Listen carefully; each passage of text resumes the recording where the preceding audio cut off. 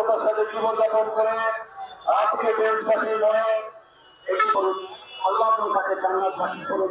কারণ এমন একটি মানুষ, যে মানুষের কথা বলতে গেলে অনেক অনেক ঘন্টা ঘন্টা পেরিয়ে যাবে। তাই আমি অল্পের মধ্যে আমি আপনাদেরকে একটা আজকের এই তিনবারী কর্মসূচির অংশ হিসাবে এই পর্যায়ে খাদ্য বিতরণ কর্মসূচি অনুষ্ঠানের সম্মানিত সভাপতি ডাক্তার জেলা বিএনপির সংগ্রামী আহ্বায়ক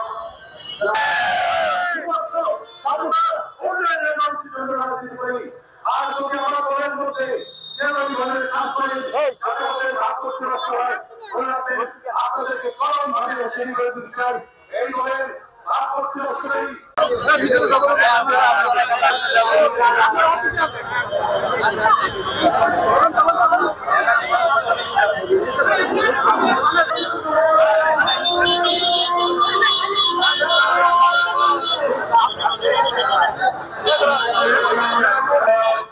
যিনি দেশের হাল ধরেছিলেন, সততার সাথে জীবনযাপন করে আজকে দেশবাসী নয় একটু করুন, আল্লাহ তাকে জান্নাতবাসী করুন। কারণ এমন একটি মানুষ, যে মানুষের কথা বলতে গেলে অনেক অনেক ঘন্টা ঘন্টা পেরিয়ে যাবে। তাই আমি অল্পের মধ্যে আমি আপনাদেরকে একটা আজকের এই তিনবারী কর্মসূচির অংশ হিসাবে এই পর্যায়ে খাদ্য বিতরণ কর্মসূচি অনুষ্ঠানের সম্মানিত সভাপতি ডাক্তার জেলা বিএনপির সংগ্রামী আহ্বায়ক